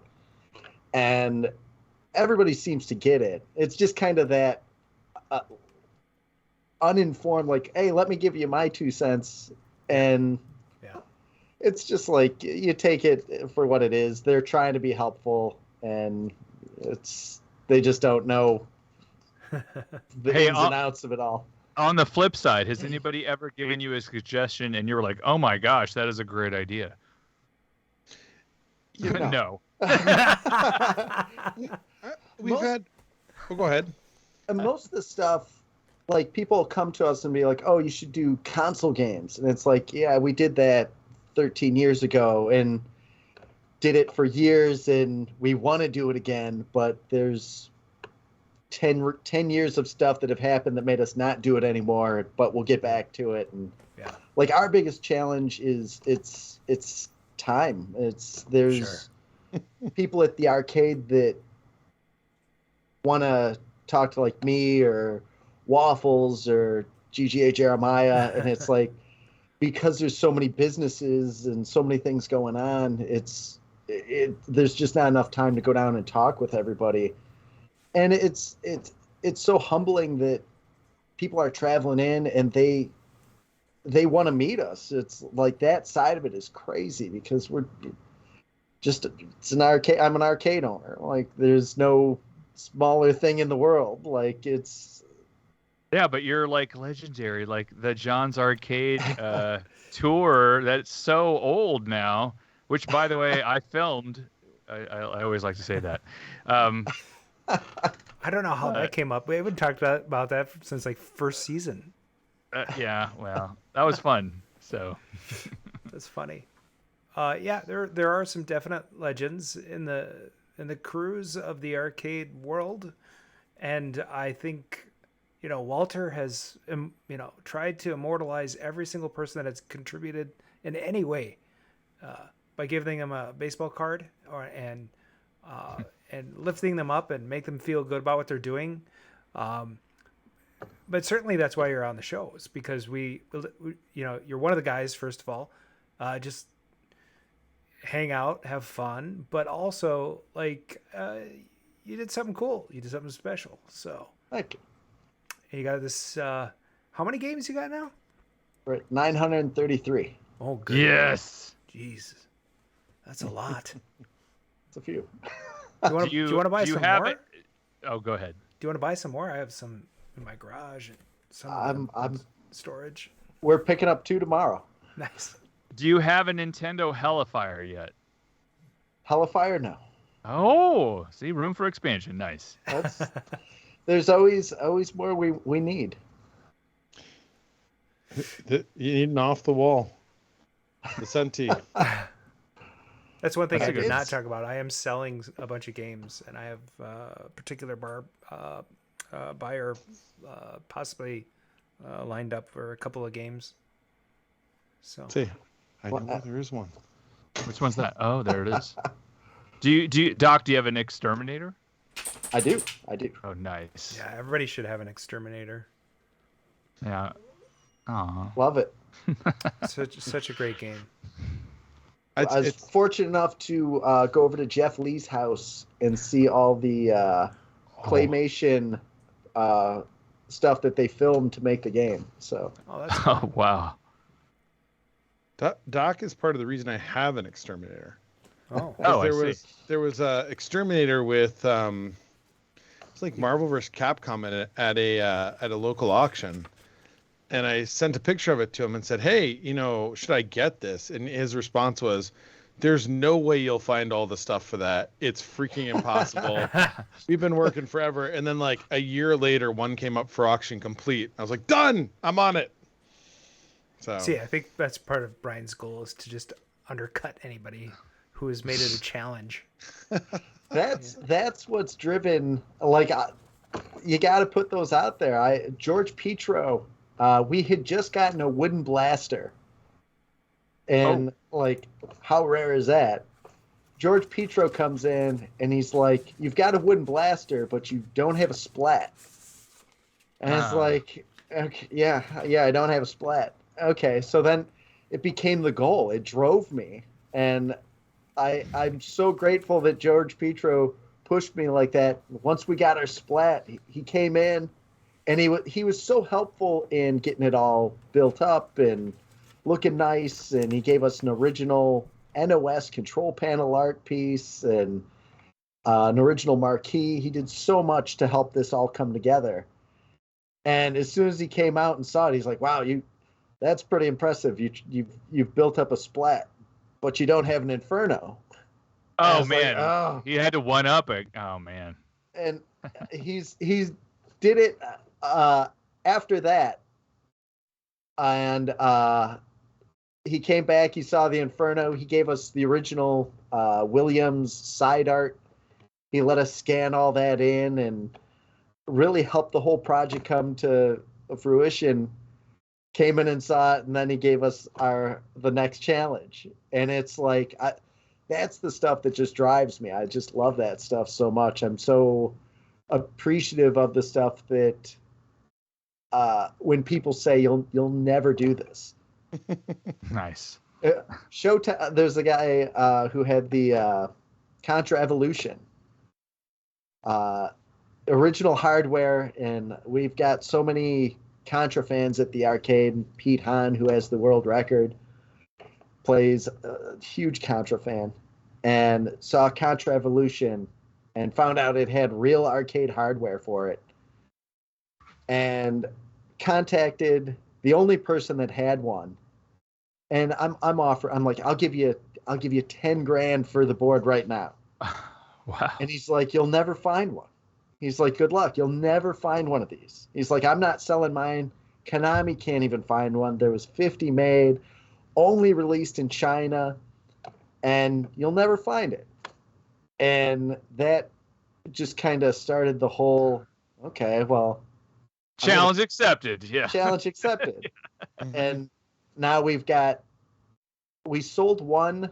We ended up with 3 of them. And we gave one to I think it's Vintage Vault bought it. And after we got the 3 of them, we ended up getting an original dedicated cabinet shipped in from China. And it was just such the amazing thing. Just having those challenges really, really pushes me. So it's funny. Like, I mean, I find that it is fun when people say there's no way you're gonna find. And what I've found is that I'll start working on, okay, so I'm not gonna find a chasm. So I'm gonna start working on reproducing the chasm. And then I get halfway through reproducing it, and I find one. And I'm like, you know, but it is a lot of fun to have people say, oh, you'll never. And then it's like, okay, there we go. Although I've stopped saying, here's the next cabinet I want to find. Because every time I say that, I'm like, I'll never find this cabinet. This is the only one I'm looking for. And then like 2 weeks later, somebody goes, oh, hey, do you want? And then Susan's at the point where she's ready to strangle me. So I've lucked out. We've been so fortunate with that. We had there was somebody posted that they got a Quake, and it was like, oh my, the one person found it. We're never gonna find another one of these. It's just there was 20 of them, and bad PC hardware. Yes. It's like they're all gone. Yeah. And literally the next day, I got a text from our guy Lumbo, who was in our Game Dark Presence, and he's like, "Hey, do you know there's a Quake arcade game?" And I'm like, yeah, I know. Yeah. He's like, well, no. Somebody just mentioned on a video from 3 years ago, 3-year-old post on YouTube. Some guy has a Quake machine and he wants to give it to you. What? I'm like, how old was this post? Was this the post that this other guy finally got the machine? And the post was made like the night before. And I messaged a guy, and Lumbo had just randomly checked this video. Like, I'm not sitting around watching videos from 3 years ago, but fortunately Lumbo is, and saw this message. Called the guy up, and he's like, yeah, you want this cabinet? Come get it. And it's just a fully working Quake. And we were in the van the next morning driving out. It was like a 5-6 hour drive to go get it. But stuff just appears when we're looking for it. It just kind of materializes, which is pretty cool. Does the game van have a name, or is it just the van? It's just the van. Okay. What is the van? Like, what make and model? Let's get a little bit more into the. It's a 2013 Chevy. Something. Oh, very modern. Okay. Our old van just died recently, so we just bought it. Otherwise, I would never know what it is. You guys remember in Grosse Pointe Blank there was a video game in the convenience store, Doom 2? I need to review the movie. Well, I mean, it could have been a sequel to Quake. You could make another game. Yeah, I saw in the Traveling Pants movie there was a Dragon's Lair 3D. Did you see that in there? Was there ever a Dragon's Lair 3D arcade game? I don't recall. I gotta get. I mean, basically, it's like, a Naomi type thing. Oh, Adam left again. Darn. Anyway, the dog needs letting in. What? I don't know. I need to. Oh, good. So, yes, I will say there is one game I'm looking for, Doc. If you find it, and that's Moonquake. Moonquake. I would love to find a Moonquake. I think the only one I've heard of is at it's up at it was in New Hampshire. It's at the Arcade Museum. I haven't heard of another one out there. I'll keep an eye out. That's on the. What's up? What's that game that you got where the mirror is in front of like a dollhouse looking thing? No, Doc got me hooked on that one. Which one was Ghost. that? Golly Ghost. Oh Yes. my gosh, he's the one who's like, yeah, you like these style games. Have you seen Golly Ghost? I'm like, son of a. Oh my god, I want that so bad now. So, and then I made the mistake of Doc was so one of the things that's been awesome about Doc is he'll call me and say, do you need this one? Do you want this one? I have 2 of these, or this is going on. Do you want to buy this? And I have regretted every time I've said no. Because I invariably end up like a year or 2 later going, I really should buy that. And then I call Doc. He's like, no, it's long gone. I'm like, damn it. So I think I paid like twice as much as what you offered to sell me the Galloping Ghost or the Golly Ghost for. It was, and that is an amazing game. It is so very good. cool. It's so good. I remember we did Pinball Expo and we brought it. And there were so many cards on it asking to buy it. It like right off the show floor, and it's like I would never let that go. So I was fortunate enough to have 2 of them at one point. So have you found Bubble Trouble? Can't say. I can't say. I can't say. So it's because, and for those of you who don't know, Bubble Trouble is kind of Golly Ghost 2. Neat game, kind of the same theme, but like the whole layout, like compared to Golly Ghost, kind of sucks. It's an underwater theme. The video overlay they did is great, but it's basically a ship that rocks back and forth and a couple things that are animated, whereas Golly Ghost is like fascinating stuff all over the screen the whole time. Yeah. It's not nearly as good a game, but super rare. The only one I've seen is one of the guys who helps run games for Starrcade has one, and he has the movie on YouTube. And he will eventually come on the show if I can wrestle him into coming on here, but until then will remain.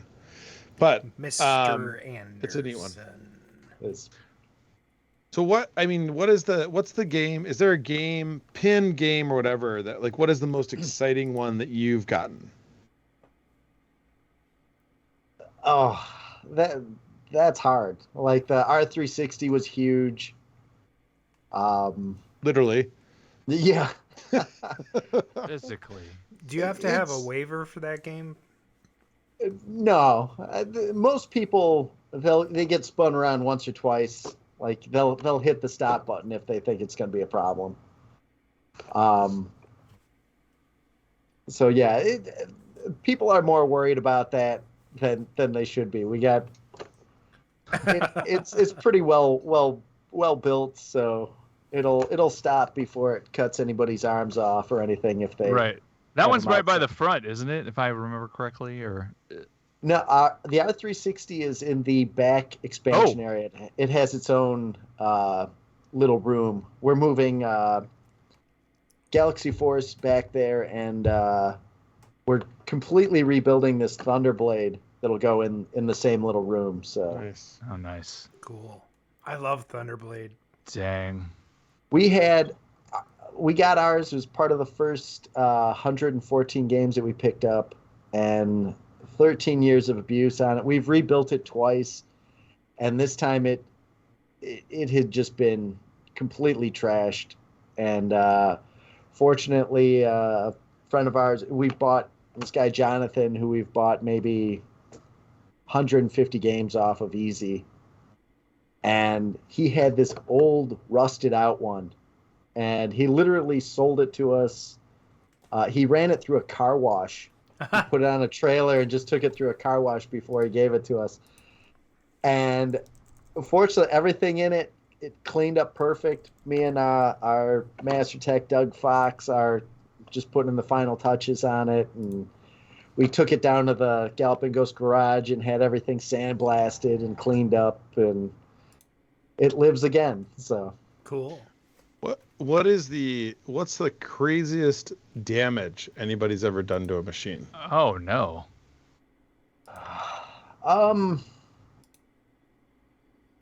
Like nobody's wandered in from a bar and urinated on one or anything, right? No, fortunately. That's good. it's we've been pretty lucky. Like, there hasn't really been anything too horrendous. I would probably say the Thunderblade damage was the worst. And it's so bent. You've got these thick pieces of steel that have just been kind of bent over. And it's just kind of from internal parts just failing, and it just kind of dominoed step by step. But we've been very fortunate. Like, people are pretty respectful. They come in, they know there's so many rarities and one of a kinds. So we don't see a lot of, with the exception of drivers and gun games. Those get abused almost on a weekly basis. But the gun games are tough because, I mean, they just drop them. Yeah. I mean, it's like you get the guns just get, and you're looking at, like, I mean, a simple hap gun is like whatever. I mean, you can pick those up cheap, but you take like the Namco guns from like Gunbalina or stuff like that. Yeah. People are like, it's like a $300-400 gun. Like, don't put that down. You drop your cell phone on the ground. Come on. It needs like a little like robot on it to be like, put me down gently now. Yeah. We've got Ghost Squad, and it's got that front handle, and people just torque on it until the whole front end breaks off. And there's metal clips you can put on, and we received one set of cabinets that we picked up, and the operator had all these cable clamps and cushions on it. Oh. So when you drop the gun, it swung in and hit this cushion. It was amazing design, but you could tell that this guy had seen his share of damaged guns, and he came up with a solution for the ones that he had. How many of the, you purchased a bunch of games that had been sort of combined where there was two PCBs in the single game. Have you reversed most of those? I know that was way back like 8 years ago or so, but.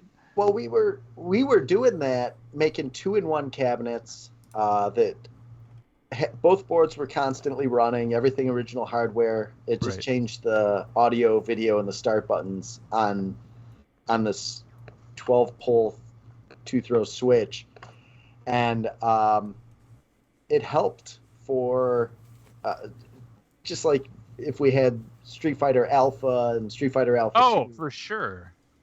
But yeah, we definitely took a lot of those apart, and now the concern is like we're so tight on space, and we're 67 games away from 1,000, and it's like I'm hoping we have enough space to reach 1,000, and maybe we have to bring back the 2-in-1s, but it's. Would you consider cabarets to help you get across the threshold?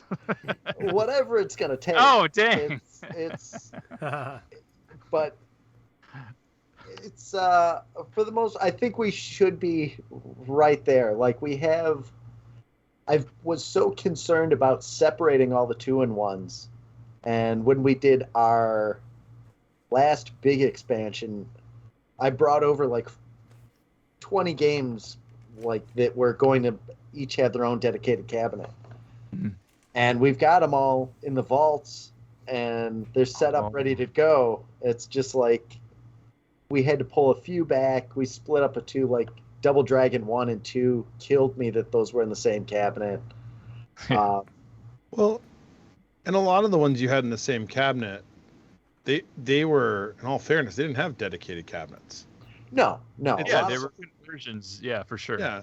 Well, not even conversions. I mean, it's like, so, I mean, you had the dynamos. I mean, I don't know. I mean, I wouldn't call a dynamo cabinet a conversion. So if you're going to throw Street Fighter in a dynamo, that was kind of its only presentation, Yeah. Well, that and a Big Blue. It's so basically, it's like right now we still have Street Fighter Alpha and Street Fighter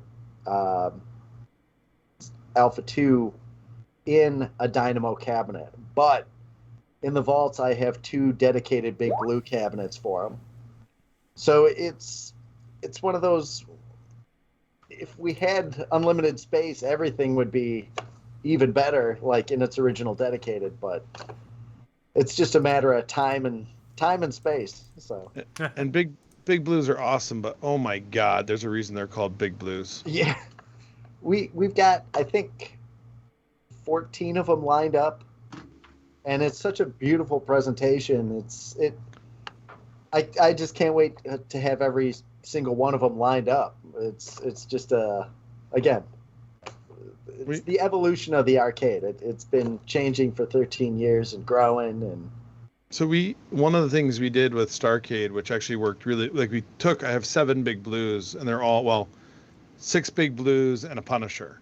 I mean, it's a big blue, but all along one wall, and it really, it's kind of one of these things where we look at it every now and then and get, like you're saying, it's a huge amount of space, but that wall just looks massive and intimidating. It's like these like cabinets that will come and destroy you are against this wall. So, and if you ever haven't had a chance to move a big blue, just move one once. You don't need to move it twice. They are I got enormous. one for free when I first started collecting. Well, not when I first started. When I upped my collecting game, let's say 11 years ago.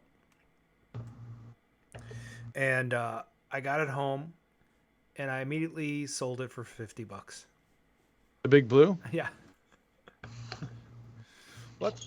I mean, I remember when I started collecting, they were like, you'd go to somebody's house to buy like a Moon Patrol, and they'd have like a turtle sitting there, and they'd be like, look, $300 for the Moon Patrol or $200 for the Moon Patrol, and take the turtles. And you're like, I don't want the turtles. All right, $300 for the Moon Patrol, leave the turtles. You're like, wait, you're actually like literally paying me to take the turtles. And I mean, all those 4-player games, at one point I had like 6 of them shoved into a space. I couldn't get rid of them. And now, I mean, it's crazy how these things have changed. I mean, when did Galloping Ghost start? 2010. Yeah, so I mean, you were hitting some of that in that stride where, I mean, it's still a little early when some of that stuff was still not hitting the prices it's hitting now. No, we were picking up $50 a game constantly. Yep. Like our first 114 games was $5,000. Yeah. And it was such an amazing assortment of original cabinets, and you don't see that now. Like every once in a while you'll find like a batch we just picked up I think it was like 35 games in Mississippi, and we got another bulk deal in Tennessee, so they're still out there, right? But you're just not finding them like it was 2010.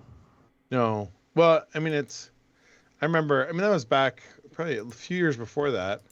You have things like, I remember there's a Joust 2 in Wisconsin for $200. Yeah. And I was talking to Chris Rhodes, one of the local collectors. And I said, what do you think about this? He goes, that's a shitty game. Don't even bother. Oh my God, Chris. I'm going to yell at so I didn't go get it. I mean, I was like, then I ended up buying one several years later for a lot more than $200. Right. Yep. I mean, it is kind of nice, though, that these machines are appreciating, right? So the equity of the company, is I think it's going up personally. I don't know. I mean, I know that we don't look at these assets as gold or something, but if you have to pay some money and buy a block of buildings, I guess maybe they're like, oh well, you have some assets, so it certainly helped. Like that auction, the banning auction, did not hurt to show that to the banker, and be like, yeah, this is what this stuff can go for. Yep. And you tell some of the offers that we had on games like Primal Rage 2, and that's good times. Yeah, it's definitely good on paper for sure. Yeah. Well, I've talked about, we have this conversation from time to time, starting first season as well. But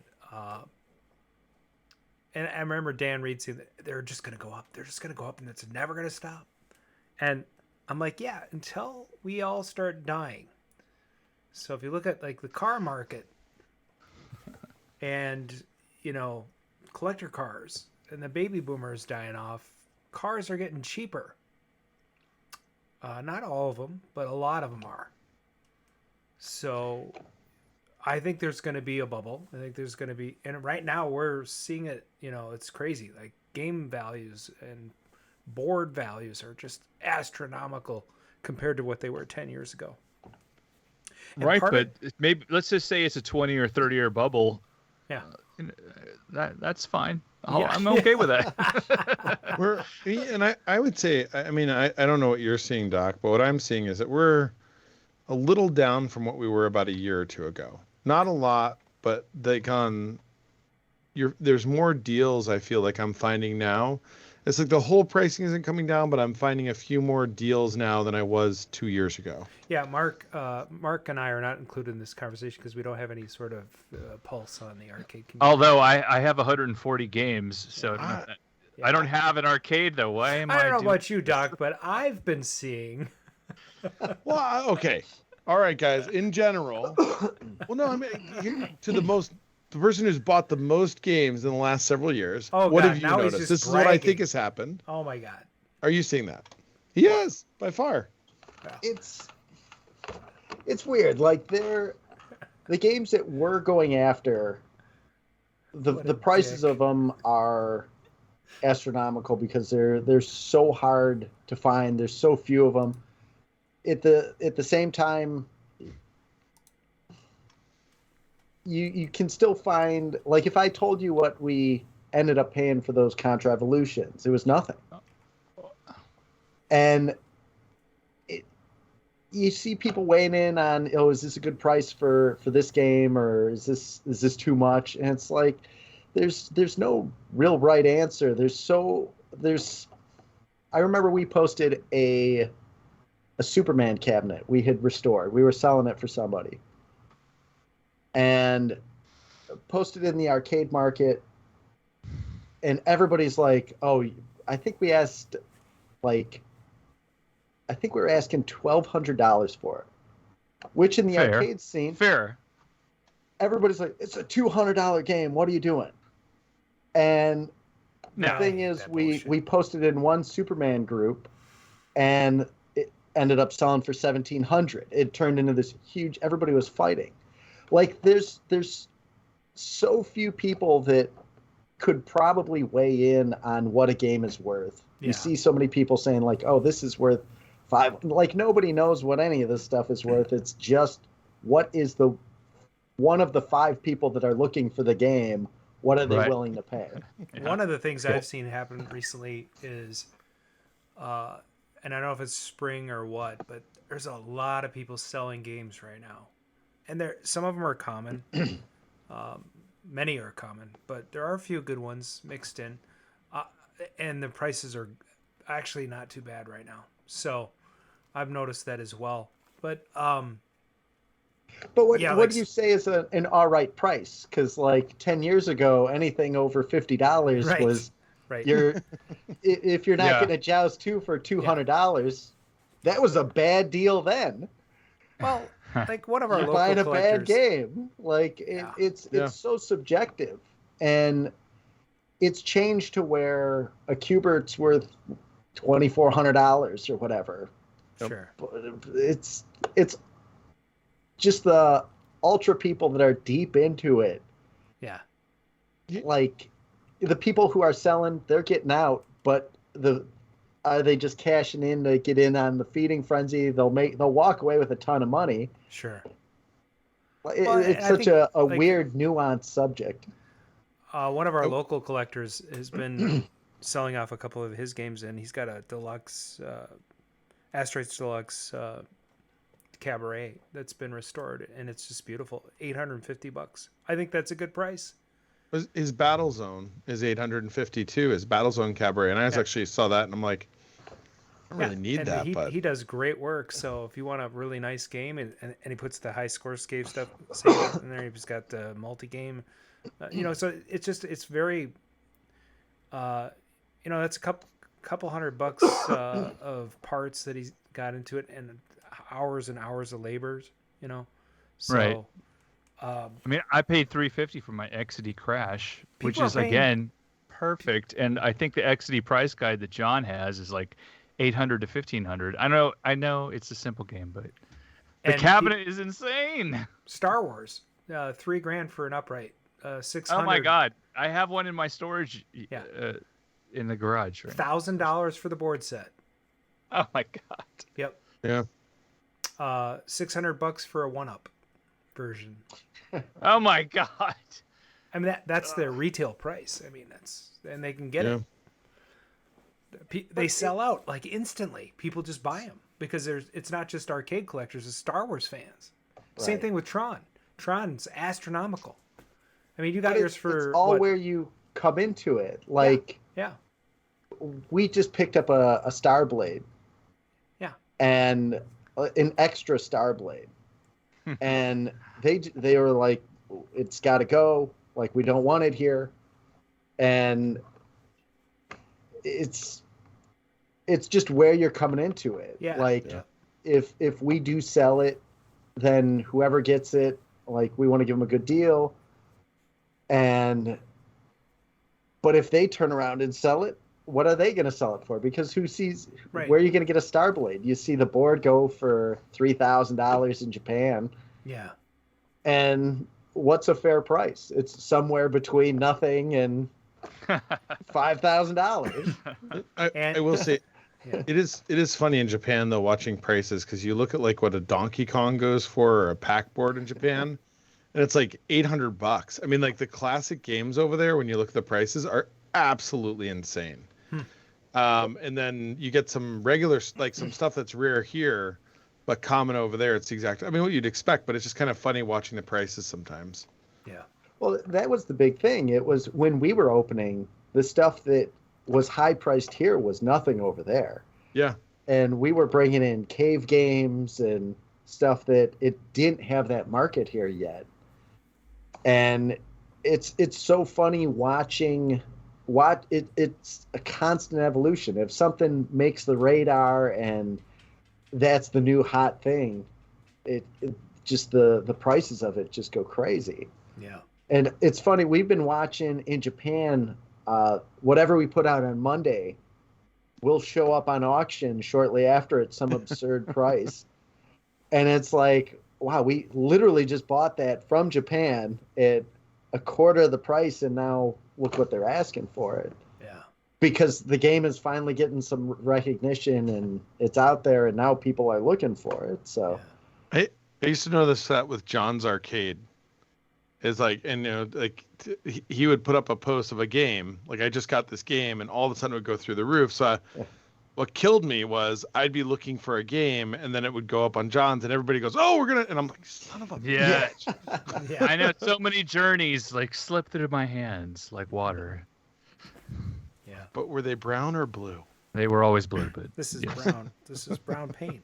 This is brown. This is brown paint. This is brown paint. So, Doc, what is is there a game that you're looking for now? That like, what's the because you always have your list gets shorter and shorter. Like, what's the top one on the list? What's is the there still one? Like that? Well, tell Bryan so he can sneak it out from underneath you. No, don't tell. That's become kind of the big problem. Like, it's so funny. I went forever where there was very few people. Yeah. And Bryan, I gave you my list of what I was looking for long ago, and you were tremendously helpful, and I never worried about it with you. But there have been a few people that it's like, oh, this is what I'm looking for, and then it's like that's what they're looking for then. No. Yeah. Oh yeah. Let's keep that close to the fold here. So. Because I say we bought one or two boards for you over in Japan. I did when I was over there. Yeah. Yeah. But it's one of those where, like right now, the big ones that like a Time Gal or Revenge of the Ninja, like we'd be offering briefcases of money to whoever had those, but we can't even find anybody that has one. The sequel to Kung Fu Master, Beyond Kung Fu, like the stuff is so deep that we're looking for. Even when we do know the person that has it, they're not willing to part with it. So, although it is nice knowing that you can visit your game at your facility. So there's often we're working on a prototype right now, unreleased prototype that we've been working on getting it for 8 years. Okay. And I cannot wait to tell the story behind getting this thing. We're right there. It's supposed to be next week that we're picking it up. Oh, and wow. Part of the deal is like they can come play it anytime they want. It's there. Yeah. It's not like it's going hidden away. Like we had a guy when we put Primal Rage 2 out on the floor, the deal was it was playable for everybody. It was going to always be playable. And the day after we put it out, there was a collector calling us. He offered us $60,000 for the board. And he's like, it's just going in my basement. And it was like, nobody will play it but you. And yeah, no. Like, yeah, that's not, we would never, but like, it was an amazing amount of money, but stuff's meant to be played. Yeah. It's funny because there is some joy in watching people play this stuff. Although I will say I have pulled a few of there's a few of my games I pulled out of the arcade because they just weren't getting played. So they're getting turned on all the time and nobody was playing them. So we kind of looked at an arcade, it's 160 games. It's a pales in comparison to what you have. So it was that decision of like, what's worth having out there? But that was a tough decision on some of that stuff. Like we pulled War of the Worlds off the floor because no one was playing it. So here's this original War of the Worlds getting turned on and off every day for what? I don't know. You're supposed to have a tournament and then force people to play it. So well, and what was really funny was watching like the when the professional gamers visited the shop and they loved the game. So you can get people on it. Some of these old games, like some of the ones that aren't as popular, they enjoy it. But yeah, that was an interesting one. Well, you'll have to send me, if you've got a list of anything that you're looking for, you'll have to send it again. We haven't touched base on that in a while. Awesome, man. I appreciate it. Not that there's much left out there, and I try to kind of avert my eyes now. Oh man. So it's been like maybe 8 months ago. I was like, oh, I'm not buying anything. I actually really started getting into the our Godzilla modeling company opened because it was getting so desolate in buying arcade games. It's like I got this compulsion to constantly be collecting, and I just wasn't finding anything. So kind of shifted gears to Godzilla kits, and it quickly shifted back because just a wealth of boards have appeared up recently, and it's definitely there's things to buy again. Just more obscure stuff popping up. That's cool. Well, I think we're going to wrap it up for tonight. Mark, did you have one question you wanted to sneak in here? No, I'm good. I think I've squeezed many questions in. All right. I feel pretty great. Doc, I want to say... Wait, Doc, have you ever thought about having a concert at the arcade? We've had several. We've had we had Kung Lao and the Scorpions at our Combat Con show, which was Tony Marquez, who played Kung Lao in Mortal Kombat 2 and 3. He has a band, so he did a show. We've hosted Ari Lehman a couple of times, who was the original Jason Voorhees, and he's got a metal band. And oh wow! I'm trying to think. We're supposed to have somebody else soon, but So, do you like jam out with these bands when they come on? Do they, So they let you like play bass guitar, or like what are you lead or are you bass? Like, what's happening back there? I kind of all over. I do all the music for our production company, so I do guitar, bass, drums, Chapman stick, arpeggi. Oh, whatever Sitar. we need. It's trombone? No, okay. Banjo. No trombone. No. Banjo. All right. I mean, I don't know. But yeah, stick with us after the outro and we'll give you a proper goodbye. I'm just going to say, chatters, thanks for listening in tonight. It's been a fun show. And again, thanks, Doc. And we are looking forward to seeing you guys on the next show. This has been the Double R's. That's Arcade Radio. Hey, check out our website, RcadeRadio.com. That's RCADE radio.com for all of our social media and swag links. Call and leave comments just like Bobby Z at 612-548-GAME. That's 4263. Hey, subscribe to our Twitch channel, which hopefully you're watching now, but you can follow us and click on that notification bell so that you will know when we're streaming live. That's twitch.com/arcaderadio. And if you like what you're hearing, consider dropping a 5-star review. Drop a 5-star review on Spotify, iTunes, or Anchor, which is formerly known as Spotify, formerly known as Anchor, blah, blah, blah, blah, blah, blah, blah, or wherever you consume our podcast. 5 stars. That's going to be for tonight's show. We'll see you in a couple weeks. Actually, we're going to see you next week. Next week. We're going to do back-to-back episodes. So, again, Doc, thanks for being on the show. And thank you. Everybody have a great night. We'll see you in a little bit.